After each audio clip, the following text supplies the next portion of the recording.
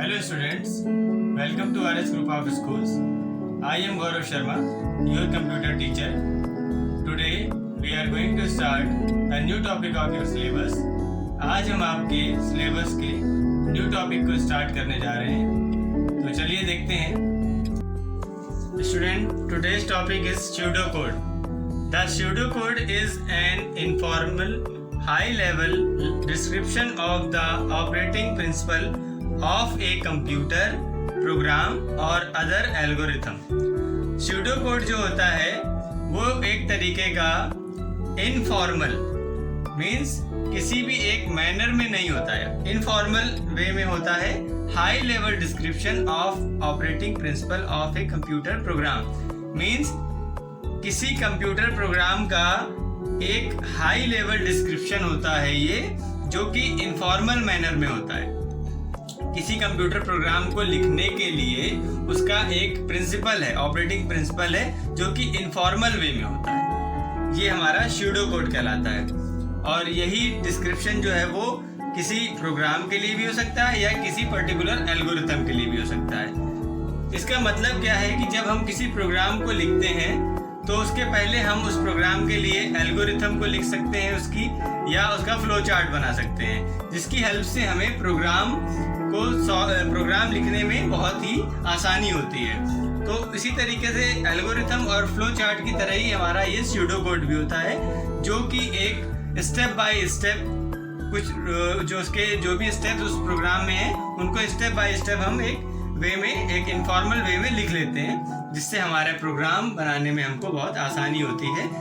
इसको हम दूसरी भाषा में ये भी बोल सकते हैं कि किसी समस्या के समाधान को अंग्रेजी भाषा में बिंदुवार लिखना स्यूडोकोड कहलाता है.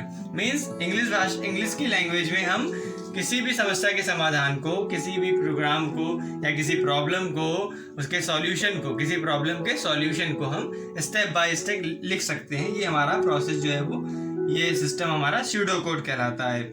स्यूडोकोड जो होता है उसको हम बहुत ही सरल भाषा में लिखते हैं, और जिसके लिए कोई भी किसी रूल को नहीं फॉलो किया जाता है. मतलब ये किसी एक पर्टिकुलर रूल पे डिपेंड नहीं करता है. हम अपने नियम के हिसाब से, अपने आसानी, अपने मतलब जो सुविधा के हिसाब से हम उन रूल्स को लिख सकते हैं, स्टेप बाय स्टेप लिख सकते हैं. स्यूडोकोड को प्रोग्राम डिजाइन लैंग्वेज भी बोला जा सकता है, जिसको शॉर्ट में हम पीडीएल लैंग्वेज बोल सकते हैं, प्रोग्राम डिजाइन लैंग्वेज. और स्यूडोकोड को लिखने के लिए हमारे पास में 3 मेथड, अलग अलग मेथड्स होते हैं, जिनका यूज करके हम स्यूडोकोड को लिख सकते हैं. उन तीनों में से कोई भी एक मेथड को यूज करके हम स्यूडोकोड को लिख सकते हैं, जो कि वो जो मेथड है वो इस प्रकार से हैं. These are the methods of pseudocode. First is sequence logic, second selection logic, and third is iteration logic. ये हमारे एक मेथड्स हैं जिनकी हेल्प से हम स्यूडोकोड को लिख सकते हैं. ये एक मेथड है.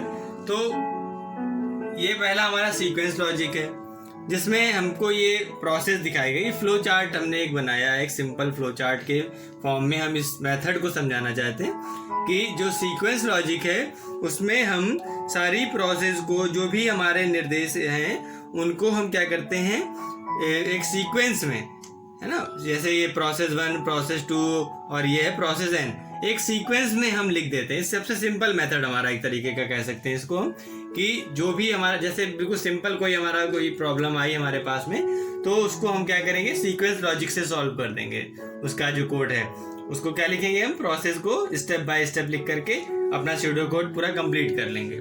इसी तरीके से सिलेक्शन लॉजिक कब काम आएगा, सिलेक्शन लॉजिक में जब हमारे किसी प्रोग्राम में या किसी प्रॉब्लम में कंडीशन आ जाए, बीच में ऐसे कोई सिचुएशन आ जाए जहां पर हमें कंडीशन अप्लाई करनी पड़े, वहां हम सिलेक्शन लॉजिक का प्रयोग करेंगे.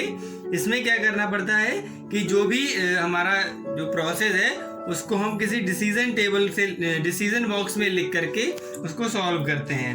ठीक है, जैसे कि हमारा ये आप देख रहे हैं कि ये बॉक्स बना हुआ है, इसमें यहाँ पर ये कंडीशन, ये हमारा कंडीशनल बॉक्स है, जिसको हम डिसीजन बॉक्स भी बोलते हैं, डायमंड शेप का होता है. इसमें हम क्या करते हैं कि ये स्टेटमेंट चेक करते हैं. अगर फॉल्स है तो ये स्टेटमेंट आगे एग्जीक्यूट होगी, और अगर ट्रू होता है तो ये स्टेटमेंट एग्जीक्यूट होगी.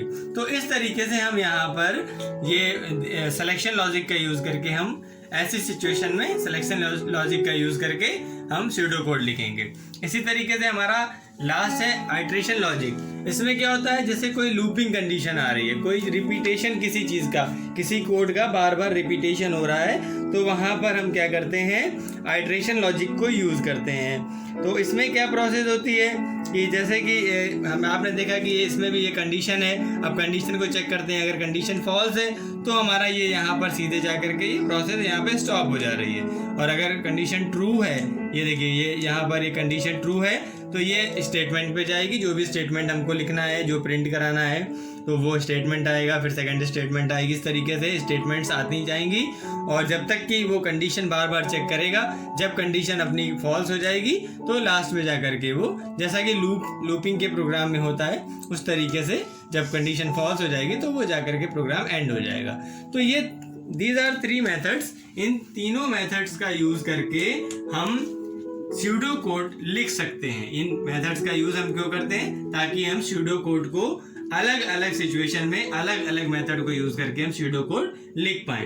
तो इस तरीके से हमारा ये स्यूडो कोड पूरा टॉपिक है, जिसके हम लोग किस तरीके से स्यूडो कोड लिखते हैं, ये चीजें हम यहाँ पर देखते हैं। अब हम एक एग्जांपल सिंपल सा स्यूडो कोड का देखेंगे। This is the example of pseudo code. इस एग्जांपल को हम फ्लो चार्ट की हेल्प से समझेंगे कि हमने आपको बताया है कि किसी भी फ्लो चार्ट या किसी एल्गोरिथम के लिए हम स्यूडो कोड लिख सकते हैं, या किसी प्रोग्राम के लिए भी हम डायरेक्ट स्यूडो कोड लिख सकते हैं। यहाँ पर हम इस स्यूडो कोड को हम इस फ्लो चार्ट की हेल्प से समझा रहे हैं ताकि आपको इजीली समझ में आ जाए। यहाँ पर हमारा क्वेश्चन था किसी भी स्टूडेंट के मार्क्स ऑब्टेन और मैक्सिमम मार्क्स से की हेल्प से उसकी परसेंटेज निकालना है। इसके लिए एक प्रोग्राम बनाना है हमें। तो उस प्रोग्राम को बनाने के लिए पहले हमने उसका फ्लो चार्ट बनाया है, उस फ्लो चार्ट से फिर हमने उसका स्यूडो कोड लिख दिया। तो ये प्रोसेस आपको यहाँ पर दिख रही है। इसमें फ्लो चार्ट आपको सिंपल फ्लो चार्ट की आपको हम डिटेल पहले बता चुके हैं। फ्लो चार्ट में यहाँ पर फिर से देख लीजिए, जैसे कि यहाँ पर आपको ये ओवल शेप में है, स्टार्ट बॉक्स बनाया, जो ये अपना हमारा इनिशियल बॉक्स है। ये यहाँ पर स्टार्ट है, टर्मिनल बॉक्स भी बोलते हैं इसको।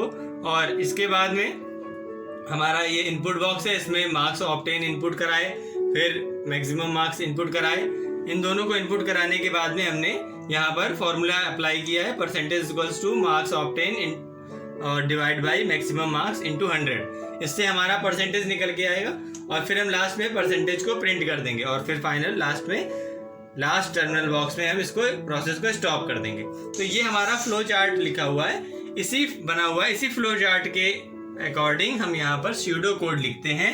स्यूडो कोड लिखना हमने आपको बताया कोई बहुत ही टफ टास्क नहीं है, बहुत ही इजी काम होता है। इसके अकॉर्डिंग देखिए बिल्कुल सिंपल, जो चीज़ें यहाँ पर लिखी हुई हैं उन्हीं चीज़ों को यहाँ पर बिना किसी डायग्राम के बस कॉपी कर दिया गया। एक तरीके से ये स्यूडो कोड हमारा हो जाएगा। यहाँ पर हमने स्टार्ट लिखा, input marks obtain, input maximum marks, percentage equals to marks obtain divide by maximum marks multiplied by 100। तो ये परसेंटेज निकल आएगी और लास्ट में परसेंटेज को प्रिंट करा और फिर यहाँ पर एंड लिख दिया। इस तरीके से हमारा ये स्यूडो कोड कंप्लीट हो जाता है। तो ये प्रोसेस जो हमारी थी, आज आपने सभी बच्चों ने देखा कि किस तरीके से स्यूडो कोड की डेफिनेशन क्या है, उसके कौन कौन से मेथड्स होते हैं और फाइनल यहाँ पर स्यूडो कोड का एक सिंपल एग्जांपल आपको बताया गया। इस तरीके से कोई भी प्रॉब्लम अगर होगी तो उसके लिए हम स्यूडो कोड को यहाँ पर इस प्रोसेस को फॉलो करते हुए स्यूडो कोड लिख सकते हैं। So students, these are the topics which we have covered today. In our next video, we will start the new topic of your syllabus. तब तक के लिए keep studying and be happy always. Thank you.